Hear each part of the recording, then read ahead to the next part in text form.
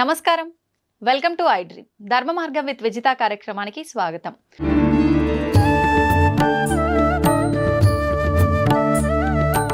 అయితే స్వామిజీ, ఇప్పుడు ఆహారం అన్నారు కదా, సాత్విక ఆహారం అని చెప్పి, అంటే మాంసాహారం తినే వాళ్ళు కూడా ఉంటారు. ఈ మధ్య కాలంలో అసలు మాంసాహారం తినాలని ఎక్కడ రాసి పెట్టలేదు. మాంసాహారం తినడం తప్పు, అది నిషేధం అని చెప్పి చెప్తున్నారు. మరి నిజంగా మాంసాహారం తినడం తప్పు అయితే మనకు కొన్ని ప్రాంతాల్లో దేవతలకే బలిచ్చి దాన్ని నైవేద్యంగా నివేదన చేసి తినే ఒక సాంప్రదాయం కూడా కొన్ని ప్రదేశాల్లో ఉంది. మరి మాంసాహారం నిషేధం అని ఎలా చెప్తారు? కరెక్ట్, మీరు అన్నది. దేవతలు బలి అడుగుతారు, ఆ బలి వాళ్ళకి ఇవ్వాల్సిందే. బలి ఇచ్చినారు, మళ్ళీ ఇచ్చిన దాన్ని ఇంటికి తెచ్చుకొని తింటున్న దేవుడు. అలా తెచ్చుకో, నీ జిహ్వ చాపల్యానికి దాన్ని దేవుని పేరు చెప్పి బలి ఇచ్చి నువ్వే తింటున్నా. దేవత తింటుగా. కానీ దేవత కోడిని అడిగింది, మేకను అడిగింది, దున్నపోతును అడిగింది. ఓకే, ఏ మేక, ఏ కోడి, ఏ దున్నపోతు అనేది మనకు అర్థం కాక అవి ఇస్తాడు. మనలో ఒక కోడి ఉంది, మనలో ఒక మేక ఉంది, మనలో ఒక దున్నపోతుంది. ఏంటి స్వామి వాటిని బలి ఇయ్యరా అంటుంది. అవేంటి? కోడి ఏమంటుందమ్మా? కుక్కు అంటుంది. కోరిక కోరిక కోరిక అని మనం అంటున్నాంగా. అవసరమైనటివి, అవసరం లేనటివి, దిక్కుమాలిన కోరికలు కోరుకుంటాండామే. నీ అతి కోరికలోనే ఆ కోడిని నాకు బలి ఇచ్చేరా. ఎంత నువ్వు కోరికలు తగ్గించుకుంటే నువ్వు అంత హ్యాపీగా ఉంటావు. కోరికలు ఉండాల్సిందే. అతి కోరికలు, దురాశ కోరికలు, ఆశ దురాశ అంటాం కదా, అత్యాశ, అవి ఉండకూడదు. ఆశ ఉండాల, కోరికలు ఉండాల. నేను బాగుండాలా, సమాజం బాగుండాలా, అందరూ బాగుండాలా. ఇది ఎట్లుంది? నేనే బాగుండాలా అనేది ఎట్లుంది? అటువంటి కోడిని నాకు బలి. ఇంకా మేక అదేమంటుంది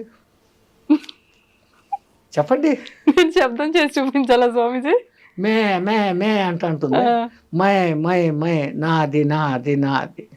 అమ్మో, ఇంత అర్థం ఉంది. నాది కాదురా, మనది మనది అనడం నేర్చుకో. నీలో ఉన్న ఆ నాది అని అరిచే ఆ మేకను నాకు బలి.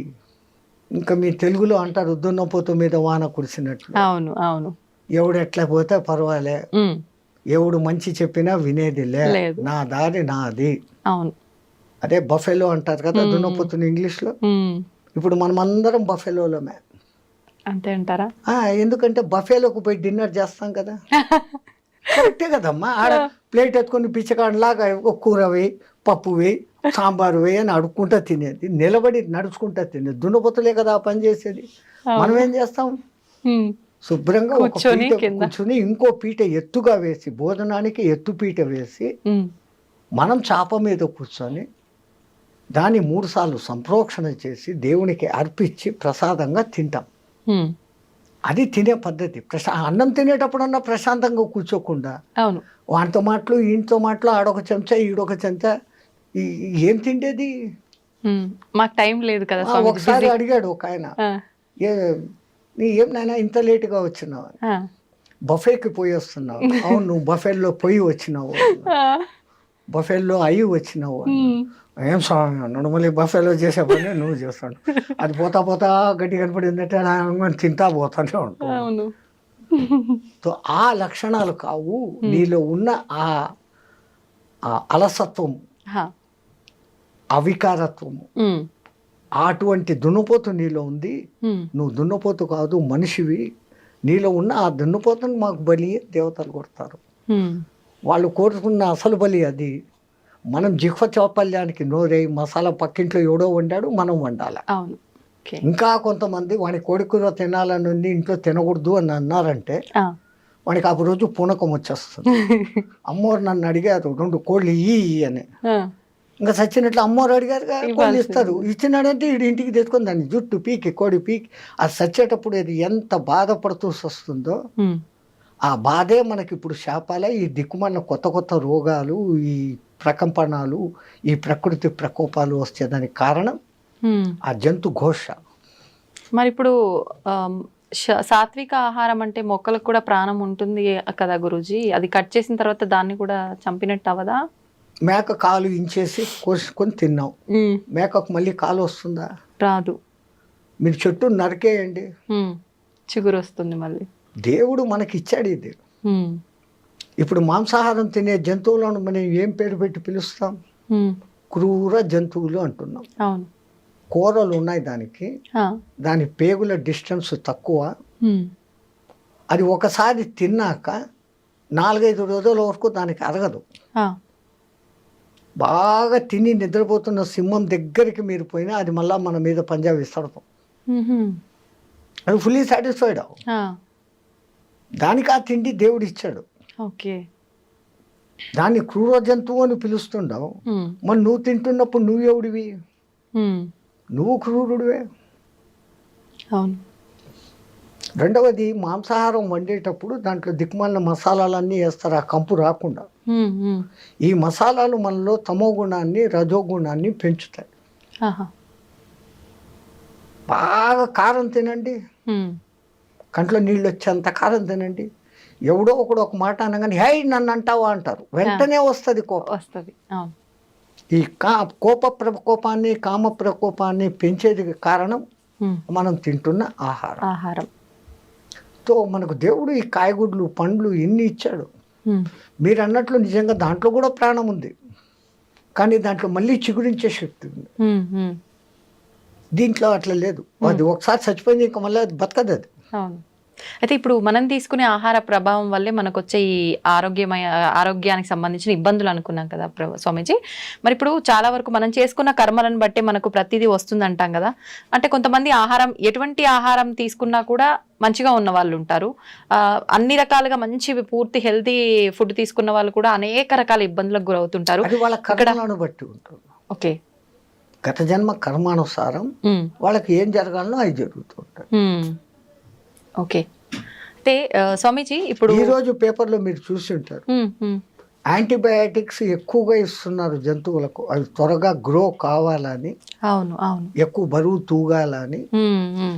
అవి ఆ బయోటిక్స్ దాని మాంస కణాలలోకి చేరి మనం తింటున్నప్పుడు ఆ యాంటీబయాటిక్స్ మనకి నెగటివ్ రోగాలు తెచ్చేదానికి కారణభూతమైతాయని సైంటిస్టులు చెప్తాండారు. Okay okay. అంటే మాంసాహారం తినకుండా ఉండడమే ఉత్తమం. సరే, ఒక్కటి మీకు మాంసాహారం ఇష్టమే, ఆ జంతువులు తిన్నట్లే మేక పులి తిన్నట్లే, మేకను పులి తిన్నట్లే పచ్చి తినండి ఒకసారి. అమ్మా, అలా ఎలా సాధ్యపడుతుంది? బస్ హోగా, వెగటు పుట్టేస్తుంది ఒక్కసారి పచ్చిది మీరు తినగలిగినారు. ఒకవేళ ఒక 1/2 కిలో తిన్నారు అంటే 3 రోజులు అనారోగ్యంతో బాధపడతారు. It will not digest. దాన్ని చండాలంగా ఉడకబెట్టి దాంట్లో ఏందేందో మసాలాలు వేసి మిగిలితే మళ్ళీ ఫ్రిడ్జ్లో పెట్టి 2వ దినం వేడి చేసి ఇట్లాంటి ఫుడ్లన్నీ తినడం మూలంగానే మన మెటబాలిజం, టైం క్లాక్ అన్నీ దెబ్బతింటాడు. కొన్ని ప్రాంతాల్లో పచ్చి మాంసం తినే మానవులు కూడా ఉన్నట్టుగా మనం చూస్తున్నాం. వాళ్ళు హ్యాబిచ్యువేటెడ్, వాళ్ళకు తరతరాలుగా వాళ్ళ జీన్స్ అది ఉంది. ఓకే. మనము తరతరాలుగా భారత రామాయణ కాలాల నుంచి ఆ ఋషిమునులు అందరూ కూడా సాత్విక ఆహారమే. అంతెందుకమ్మా, ఇప్పటికిప్పుడు భూమి మీద నీళ్లలో కాదు, నీళ్లలో తిమింగలాలు ఉంటాయి, భూమి మీద ఉండే అత్యంత బలమైన ఎత్తైన జంతువు ఏది? ఏనుగు. ఇంకా 2వది ఖడ్గమృగం. అది పరిగెత్తా వచ్చి ఒక వ్యాన్ గుద్దిందంటే వ్యాన్ 3 పల్టీలు కొట్టి ఎగిరిపోతుంది. ఆ 2 తినేటి ఏంటి? గడ్డి. బలము తినే మాంసాహారంలో లేదు. కాయగూరలలో ఉన్నంత విటమిన్లు, ఖనిజాలు, లవణాలు మాంసాహారంలో లేవు. అన్నిటికన్నా విచిత్రము, ప్రపంచంలో ఏ జంతువు ఉడకేసి తినడంలే, అవి కంటద్దాలు పెట్టుకోవడంలే, చోటు మిషన్లు పెట్టుకోవడంలే.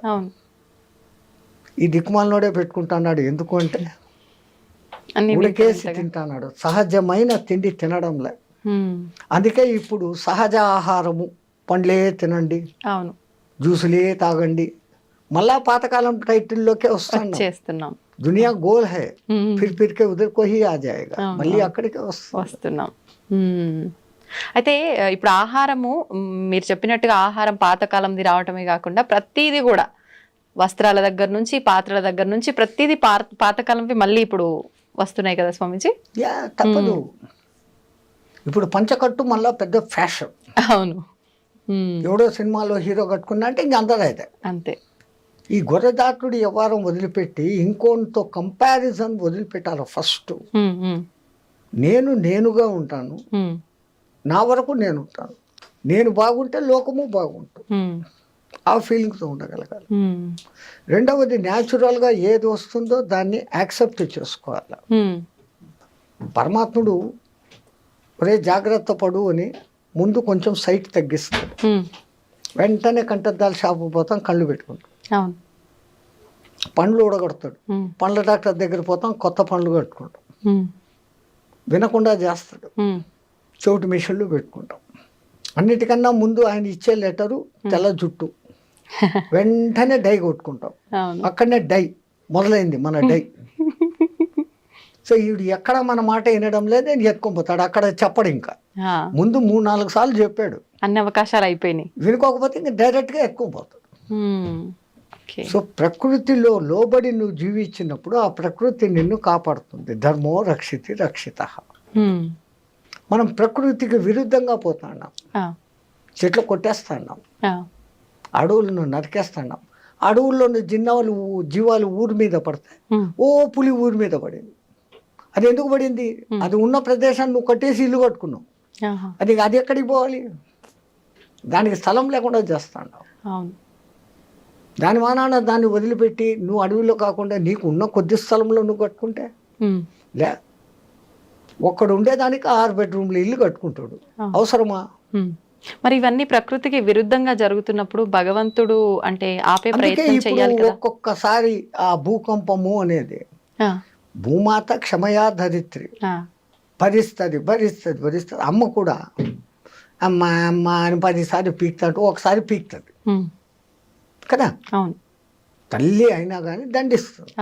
అట్లాగనే ఆ భూమాత భరించి ఈ జీవహింస, ఈ తవ్వకాలు, ఈ దమనకాండ అంతా చూసి ఏ రోజో ఒకరోజు కొంచెం అట్ట కదిలిస్తాడు, 2 సెకండ్లు కదిలితే చాలు, అంతా అతలాకుతలం, జై శ్రీరామ్ హో జాతా. ఈ మధ్య కాలంలో ఇలాంటివి భూకంపాలు, జలప్రలయాలు చాలా వరకు వచ్చిన సందర్భాలు ఉన్నాయి కదా స్వామీజీ. అంటే ఇవన్నీ పాపాలు ఎక్కువైపోవడం వల్లే అని అనుకోవచ్చా? ఇప్పుడు ఇంతకుముందు ఇంత వాహనాలు లేవు, అవును, వాతావరణం కాలుష్యమైంది, అవును, ఓజోన్ పొర దెబ్బతినేంత లెవెల్కు పోయింది, కార్బన్ డైఆక్సైడ్, కార్బన్ మోనాక్సైడ్, ఈ 2 పెరిగిపోయినాయి. అవును, పోనీ వాటిని గ్రహించుకొని ఆక్సిజన్ ఇచ్చే చెట్లను ఏం చేస్తున్నారు? నరికేస్తున్నారు. ఏమైపోతుంది మళ్ళీ? అదేమో ఎల్నినో ప్రభావం అనేది ఏర్పడి సముద్రాల ఉష్ణోగ్రత పెరుగుతుంది. అది పెరిగితే ఏమవుతుంది? సముద్రం ముందుకు రాను మొదలు పెడుతుంది, మెల్లగా ఈ బోడరేవులు మెల్లమెల్లగా మునగను మొదలు పెడతాయి. అయితే ఇప్పుడు ఇలాంటి ప్రళయాలు వెంటగా రావటం వల్ల చాలా మంది అంటే ఎవరికి తోచినట్టుగా వాళ్ళు ఇంకా యుగాంతము వచ్చేస్తోంది, కలియుగం అంతమైపోతోంది, ఇలాంటివి 2025లో ఎక్కువ రాబోతుంది. కలియుగము మన వాళ్ళ లెక్క ప్రకారం 4,32,000 సంవత్సరాలలో ఇప్పుడు కృష్ణ పరమాత్మ కాలం చేసిన టైం నుంచి ఇప్పటికి లెక్కేసుకుంటే కలియుగ ప్రవేశం, కృష్ణ పరమాత్మ పోయిన తర్వాత, పరీక్షత్తు రాజ్యం చేసేసిన తరువాత అక్కడి నుంచి కలియుగం మొదలైంది. అంటే మహా అంటే 5,200-300 సంవత్సరాలు నడిచాయి మన లెక్కల్లో. ఆ లెక్కల్లో ఇంకా 4,00,000 సంవత్సరాలు కలియుగం ఉంది. ఆ యుగాల పేర్లు ఆ మహానుభావులు ఎంత అద్భుతంగా పెట్టారు, ఎంత క్యాలిక్యులేషన్ ఉంది దాంట్లో. అవును, 4,32,000 సంవత్సరాలు టోటల్ చేయండి, 9 వస్తుంది. 4, 3, 2, 9. దాని పేరు కలియుగం. దానికి 2 ద్వాపర యుగం, అది 8,64,000 సంవత్సరాలు టోటల్ చేయండి, మళ్ళా 18. కలియుగానికి 3 త్రేతాయుగం, 12,96,000 సంవత్సరాలు టోటల్ చేయండి, 18. కలియుగానికి చాతుర్ 4 కృతయుగం, 17,28,000 సంవత్సరాలు టోటల్ చేయండి, మళ్ళా 9. ఈ 4 యుగాలు కలిస్తే ఒక్క మహాయుగం. దాని టోటల్ ఎంత వస్తుంది? 43,28,000 సంవత్సరాలు టోటల్ చేయండి, మళ్ళా 9. 9 అనేది సర్వం ఖలిద్వం బ్రహ్మ. 3, 6, 9 సంఖ్యలకు ఎంతో ప్రాధాన్యత ఉంది అని మన శాస్త్రజ్ఞులు చెప్తే మనం నమ్మం. శంఖంలోంచి తీర్థం వస్తే బాగుంటుంది, ఇంగ్లీష్ వాడు చెప్తే నమ్ముతాం. అంతే. ఓ టెస్లా అనే ఒక ఇంజనీరు ఫారెన్లో, ఓకే, ఆయన ఈ 3, 6, 9 ప్రకారమే యూనివర్స్ అంతా కూడా నడుస్తుందని ప్రూఫ్స్తో చూపించాడు. ఆ అంకెల విచిత్రం కూడా అంతే తమాషాగా ఉంటుంది. రెండో ఎక్కాన్ని మీరు క్యాల్కులేట్ చేయండి. 2, 4, 6, 8. అది 3తో కలిసినప్పుడు 6 వచ్చింది. 2 3 6, 2 4 8, 2 5 10, మళ్ళా 1, 6 20, 2 6 12, మళ్ళా 3తో కలిసింది, 3తో వస్తుంది. ఇట్లా ఏది చేసినా కానీ 3, 6తో కలిసినప్పుడు ఏ సంఖ్య అయినా కానీ మళ్ళీ దాంతో మిక్స్ అవుతుంది. అది కానప్పుడు అది వివిధ సంఖ్యలను చూపిస్తుంది. 1 నుంచి 9 వరకు అంకెలేసి 3ను రౌండప్ చేయండి, 6ను రౌండప్ చేయండి, 9ను రౌండప్ చేయండి. మిగతాటి క్యాలిక్యులేషన్ చేస్తే ఈ 3, 6, 9తో కలిసినప్పుడు అది ఆ సంఖ్యను చూపిస్తుంది. మిగతాటప్పుడు అంతా తమ ఇండివిజువల్ నెంబర్స్ చూపిస్తుంది. 3 3 9, 3 4 24, మళ్ళీ 6, అది అంతా 3 6 9 చూపిస్తుంది. ఇంకో సంఖ్యను చూపించట్లే. అట్లాగనే 6వ ఎక్కను తీసుకోండి, 6 2 12, 3 6 3 18, 9, అవే రిపీట్ అవుతాయి. ఇంకా 9వ ఎక్కం అయితే మీరు ఎంత పెద్ద సంఖ్యని హెచ్చవేసి దాన్ని సింగిల్ డిజిట్కు తెస్తే ఇట్ విల్ బికమ్ 9. సర్వం ఖలిద్వం బ్రహ్మ, అంతా బ్రహ్మలో కలిగిపోతుంది అనే దానికి ఆ సంఖ్య సూచకం. సర్వం ఖలిద్వం బ్రహ్మ. అందుకే నవవిధ భక్తి మార్గాలు అని, నవగ్రహాలు. అసలు మన వాళ్ళు జపమాల 108 పూసలు ఉండాలి, అర్ధమాల 54 పూసలు ఉండాలి, నక్షత్రమాల 27 ఉండాలి. ఏది చెప్పినా కానీ 9. అట్లాగనే పూజలు అష్టోత్తర నామావళి, శతోత్తర నామావళి, అన్ని అష్టాదశ పురాణాలు, మహాభారతం 18 పర్వాలు. వ్యాసుడు వాడికి 18 సంఖ్య ఎంత ఇష్టం అంటే మహాభారతం 18 పర్వాలు, కురుక్షేత్ర సంగ్రామం 18 రోజులు, దాంట్లో అన్నిటికన్నా ఆణిముత్యం భగవద్గీత 18 అధ్యాయాలు. కురుక్షేత్రంలో పాల్గొన్న అక్షోహిణుల సంఖ్య 18, ఈ దిక్కు 11, ఈ దిక్కు 7 అక్షోహిణులు, 18 అక్షోహిణుల సైన్యం. అక్షోహిణి అంటే కూడా మళ్ళీ 9 వస్తుంది. ఇన్ని వేల రథాలు, ఆ రథాలకు ఇన్నింతల ఏనుగులు, ఇన్నింతల గుర్రాలు, ఇన్నింతల కాల్బలం అనే లెక్క ఉంది. ఆ లెక్క తీసుకుంటే మళ్ళీ అదంతా కూడా 9. ఆఖరికి మహాభారతం యుద్ధం అయిపోయినాక మిగిలిన మహాయోధులు కూడా 9 మందే. అంటే ఇదంతా ఒక ప్రణాళిక ప్రకారం జరుగుతుందా స్వామీజీ? Universe moving along the calculation of 369. మీరు ఆయన టెస్లా గారి పుస్తకాలు రెఫరెన్సులు చూసి మీరు వచ్చింది కదా ఇప్పుడు ఈ గూగుల్ దాంట్లో చూసినారంటే ఆయన దాని గురించి ఇచ్చిన వివరణ బ్రహ్మాండమైన వివరణ. ఈవెన్ పిరమిడ్ నిర్మాణంలో కూడా 3 6 9ల కనెక్షన్ ఉంది. అంతెందుకు మన శ్రీచక్రం, అమ్మవారి శక్తులు 5, అయ్యవారి శక్తులు 4, 5 4 9. అసలు గురుపూసలు 108 పెట్టి ఒకటి గురుపూస అని పెడతారు, జపం చేస్తామంట. చేస్తే ఏమొస్తుంది అని అంటారు. ఇప్పుడు మన బతుకులంతా ఎక్కడుండాయి? 27 నక్షత్రాల్లో ఉన్నాయి. ఒక్కొక్క నక్షత్రానికి 4 పాదాలు, 27 × 4 108. మనం 12 రాశుల్లో 9 గ్రహాల మధ్య బతుకుతాను. ఒక గురువు దగ్గర సరైన మంత్రదీక్ష తీసుకొని జపం చేస్తే నీ రాశి దోషాలు, నక్షత్ర దోషాలు, గ్రహ దోషాలు పోతాయి అనే దానికి ఆ సంఖ్యను పెట్టి ఆ అర్థంతో పెట్టినారు. అయితే ఇప్పుడు ఎవరికి తోచినట్టు వాళ్ళు ఇప్పుడు ఇలా వీడియోల రూపంలో ఎవరైనా చెప్పింది పట్టించుకొని ఆ మంత్రం కానీ శ్లోకం కానీ ఎవరికి వారంటే పలానా ప్రాబ్లంకి ఈ మంత్రం పారాయణ చేయండి, జపం చేయండి అని చెప్తూ ఉన్నారు. అలా ఎవరికి వాళ్ళు చేసుకుంటున్నారు గురు ఉపదేశం లేకుండా. అది నిజంగా ఫలిస్తుందంటారా స్వామీజీ? దాని ఫలితం చాలా లేట్ అవుతుంది. గురు ద్వారా తీసుకోబడినప్పుడు నేను ఇప్పుడు గురువు ఛత్ర ఛాయలో ఉన్నాను, నాకు ఒక గురువు ఇచ్చినాడు అన్న ఒక సగం బలంలో ఎంట్రీ అవుతుంది. అవును, పుస్తకాలు చూసేసి ఎవడో టీవీలో చెప్పేశాడు అది వినేసి చేసుకుంటే అది కాదు. గురుమంత్రం ఇవ్వడము ఎంత విధానం పెట్టారు మన పెద్దలు. ముందు వాడు మంత్రం తీసుకునేకి అర్హుడా కాదా అనే దానికి ఆ కాలంలో కొంతకాలం నా దగ్గర సేవ చేయి, ఆ తర్వాత నీకు దీక్ష ఇస్తాననే వాళ్ళు గురువులు. ఊరికి ఇచ్చే వచ్చి ఏదో 10,000 డబ్బులు తీసుకో దక్షిణ, ఇన్ని పండ్లు బట్టలు తీసుకో, ఇచ్చే మంత్రం అంటే ఇచ్చేస్తుంటారు. అందున నీకే దేవుడు ఇష్టమో అడిగి ఆ మంత్రం ఇస్తుంటారు. అట్లా జరగదు ఆ కాలంలో. అసలు ప్రశ్నోపనిషత్తులో ఎంత అద్భుతంగా చెప్పాడమ్మా. గర్గముని కొడుకు, గౌతముని కొడుకు, ఒక రాజు కొడుకు, ఇట్లా 6 మంది మహర్షులు అడవిలో పిపిలాద మహర్షిని వెతుక్కుంటూ వస్తారు. ఆయన కనపడినాక దండ ప్రమాణాలు చేసి చేతికి దర్భలు ఇస్తారు. ఆ కాలంలో అది సవిత్ప్రాణి అయిపోవాలా. వాళ్ళకేం కావాలా? ఆవులు, గడ్డి, ఈ 2 కావాలి. ఎవరు నాయన మీరు అంటే, నేను ఫలానా ఆయన కొడుకు, నేను ఫలానా. అమ్మ అంత గొప్ప వాళ్ళ కూర్చోండి అని వాళ్ళకి ఆర్ఘ్యపాదాలు ఇచ్చి, ఏంటి నన్ను ఎత్తుకుంటే ఎక్కడికి ఎందుకు వచ్చారు? వాళ్ళు అంటారు, మాకు కొంచెం అనుమానాలు ఉన్నాయి, మా తండ్రులను అడిగాం, వాళ్ళు మాకు తెలీదు, ఆ పిప్పిలాదుడు తప్ప ఇంకెవడు చెప్పేవాడు లేడు, మీరు ఆయన్ని పోయి పట్టుకోండి అన్నాడు, మేము వెతుక్కొని వచ్చాం, మాకు ఆ సమాధానాలు కావాలా. రావడం, సమాధానాలు అడగడం, నేను చెప్పడము, అంతేనా? గురు శిష్య సంబంధం లేకపోతే కాదు. కొన్నాళ్ళు నా దగ్గర సేవ చేయండి, ఆ తర్వాత మీ అనుమానాలు ఏదో అడగండి. ఒక బాంబు వేశాడు అక్కడ, నాకు తెలిస్తే చెప్తాను అన్నాడు.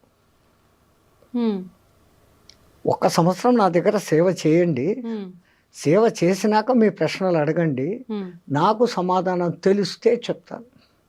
మనం ఈ కాలం వాళ్ళం ఏమనుకుంటాం?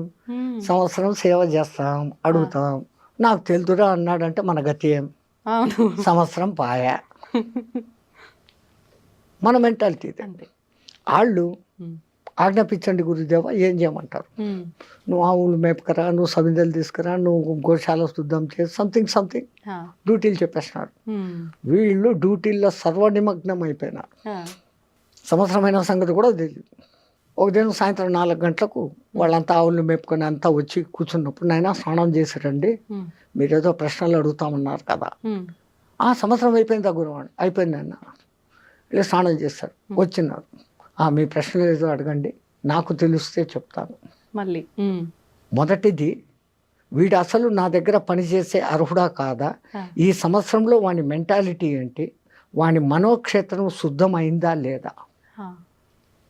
మనస్సు అనే పొలం, క్షేత్రం శుద్ధం చేయిందా, వీడు అర్హుడు అని ఆయన కనిపిస్తాడు.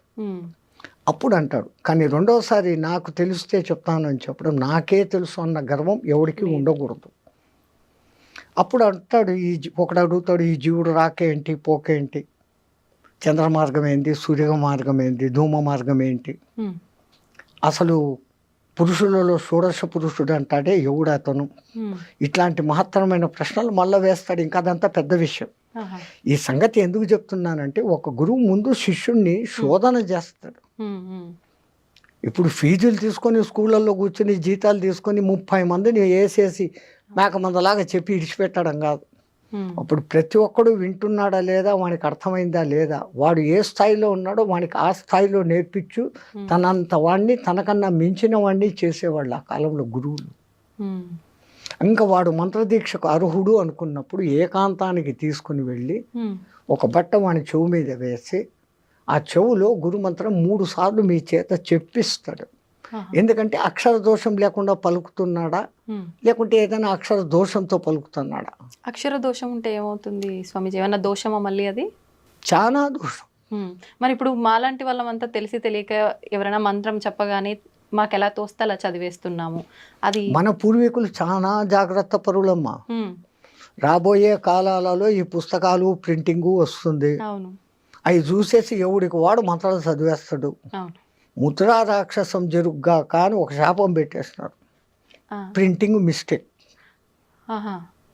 సో నువ్వు ఒకటి చదవాల్సింది ఇంకోటి చదువుతావు. నువ్వు 1000 సార్లు 1,00,000 సార్లు చదివినా అది నీకు సిద్ధించదు. ఒక్కొక్కసారి ఉల్టా కూడా చూపించేస్తుంది ప్రభావం.